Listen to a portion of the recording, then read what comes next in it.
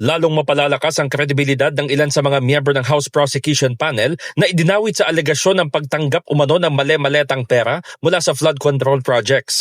Itong iginiit ni House Impeachment Advisor Robert A. Barbers matapos bawiin ng 4 sa tinaguriang maleta boys ang kanilang salaysay. Sa naunang paratang ng mga dating bodyguard ni dating Congressman Elizalde Co, isinangkot nila ang mga pangalan ni na Lead Prosecutor Jervy Luistro at Prosecutors Leila de Lima at Terry Redon. Sa pulong balitaan, sinabi ni Barbers na tamang-tama ang pagpaligtad ng mga kliyente ni Attorney Levy Baligod dahil puro umano kasinungalingan ang kanilang pahayag. Unang-una, kasinungalingan eh.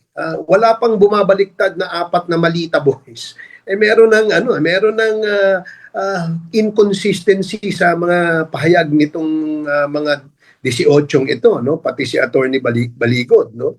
So, alam mo na merong pagsisinungaling, alam mo na merong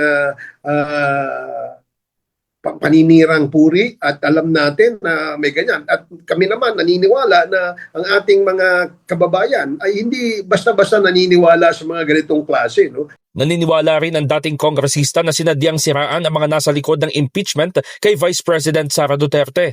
Binayaran umano ang mga gumawa ng paninirang puri laban sa prosecution members. Pinlano nila yan na siraan yung mga nasa likod nitong impeachment na ito. Remember, constitutional duty ng mga kongresista na mag-initiate ng impeachment proceedings, mag-initiate impeachment complaint. At ito'y dadaanin sa proseso na ang tawag natin ay due process. No? So, obviously, para sa akin, ito ay bukod sa paninirang puri, na gawain naman ng marami dyan, no? Na siguro bayad yan, no, na mga lalo na diyan sa social media. Sumikat itong social media, ang daming magaling eh.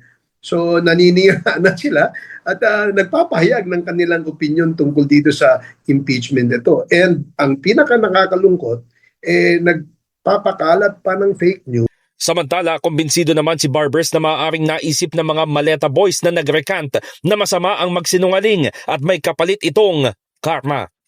In the heart of changing lives, ako si Brigada Haji Caaminio ng 105.1 Brigada News FM Manila, The Music and News Authority.